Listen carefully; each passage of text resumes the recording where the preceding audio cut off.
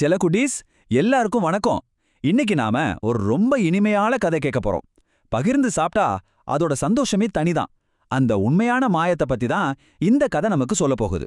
சரி வாங்க, கதைக்குள்ள போகலாம். ரொம்ப அழகா அமைதியா இருந்த ஒரு காட்டுல சின்னுன்னு பேருள்ள ஒரு குட்டி கரடி இருந்துச்சு. அந்த சின்னுக்கு தேன்னா அவ்ளோ பிடிக்குமா. சொல்லப்போனா தேன் மேல அதுக்கு ஒரு தனி பிரியமே இருந்துச்சு. அன்னைக்கு ஒரு நாள் காட்டுக்குள்ள ரொம்ப தூரம் நடந்து போயிட்டு இருந்தப்போ சின்ன ஒரு பெரிய மரத்தை பார்த்துச்சு. அந்த மரத்துல தங்க மாதிரி பளபளன்னு ஜொலிக்கிற ஒரு மாய தேன்கூடு தொங்கிட்டு இருந்துச்சு. அத பார்த்த சின்னுக்கு ஒரே ஆச்சரியம். பாருங்க, அந்த சமயத்துல காட்டுல பூக்களே இல்லாததால மத்த தேனீக்களால தேன் எடுக்கவே முடியல.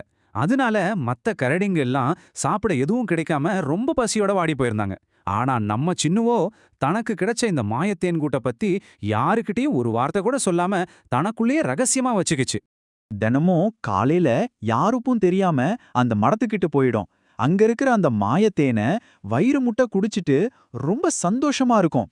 அந்த இனிப்பான தேனை யாரும் கொடுக்காம தனியாவே அனுபவிச்சு சாப்பிட்டுச்சு. அன்னைக்கும் அப்படிதான். காலையில தூங்கி எழுந்ததும் சின்னுக்கு அந்த தேனோட ஞாபகம் தான் வந்துச்சு. வழக்கம் போல ரொம்ப சந்தோஷமா பாட்டு பாடிக்கிட்டே அந்த மரத்தை நோக்கி ஓடுச்சு. ஆனா அங்கதான் அதுக்கு ஒரு பெரிய அதிர்ச்சி காத்துட்டு இருந்துச்சு. அடடா, அங்க அந்த மாய தேன்கூட்ட காணவே காணோம். சின்னுக்கு ஒரு நிமிஷம் இதயமே நின்னு போன மாதிரி ஆயிடுச்சு. சுத்தி முத்தி தேடி பாக்குது, எங்கேயுமே இல்ல. அந்த தங்க மாதிரி ஜொலிச்ச தேன்கூடு இருந்த சூடே தெரியல. சின்னு ரொம்ப சோகமா அந்த மரத்தையே பார்த்துட்டு இருந்தப்போ அந்த இடத்துல ரொம்ப அழகான குட்டியா ஒரு தேவதை பறவை வந்து உக்காந்துச்சு. அதோட ரெக்கைகள் வானவில் மாதிரி பல நிறங்கள்ல மின்னுச்சு. அந்த தேவதை பறவை சின்னுவ பார்த்து ரொம்ப மென்மையா சொல்லுச்சு, சின்னு, அந்த மாயத்தேன்கூடு மத்தவங்களோட பகிர்ந்துக்கிற வரைக்கும் தான் இனிமையா இருக்கும். நீ சுயநலமா நடந்துக்கிட்டா அது தானா மறைஞ்சு போயிடும் அப்படின்னு ரொம்ப அன்பா எடுத்து சொல்லுச்சு.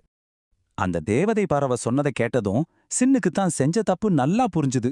மத்த கரடிங்க எல்லாம் பசியோட இருந்தப்போ நாம மட்டும் தனியா தேன் குடிச்சோமேன்னு நினைச்சு ரொம்ப வருத்தப்பட்டு ஓன்னு அழ ஆரம்பிச்சுது. சின்னு உண்மையாவே திருந்திட்டதை பார்த்த அந்த தேவத பறவைக்கு ரொம்ப சந்தோஷமாகிடுச்சு. உடனே அது தன்னோட மாய சக்தியால மறைஞ்சு போன அந்த தேன்கூட்ட மறுபடியும் அதே மரத்துல கொண்டு வந்து வச்சது. இந்த தடவை சின்னு ஒரு நிமிஷம் கூட யோசிக்கல. நேரா காட்டுக்குள்ள ஒரே ஓட்டமா ஓடி போய் அங்கிருந்த எல்லா கரடிகளையும் வாங்க வாங்க, நான் ஒரு சூப்பரான விஷயம் கண்டுபிடிச்சிருக்கேன் அப்படின்னு சத்தமா கூப்பிட்டுச்சு. சின்னு கூப்பிட்டதை கேட்டு எல்லா கரடிகளும் அந்த மரத்துக்கிட்ட ஓடி வந்தாங்க. எல்லாரும் ஒன்னா சேர்ந்து அந்த மாயத்தேனை ரொம்ப சந்தோஷமா பகிர்ந்து குடிச்சாங்க.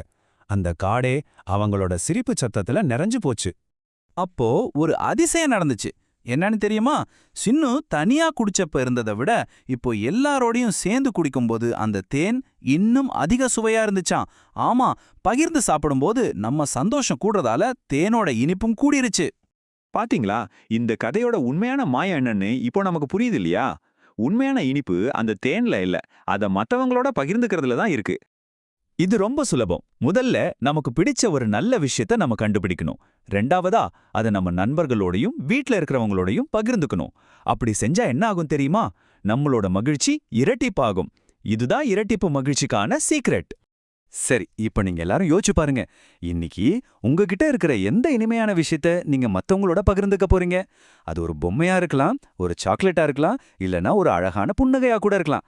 பகிர்ந்துக்கிறதுல இருக்கிற சந்தோஷத்தை நினைச்சுக்கிட்டே நல்லா நிம்மதியா தூங்குங்க. Good night.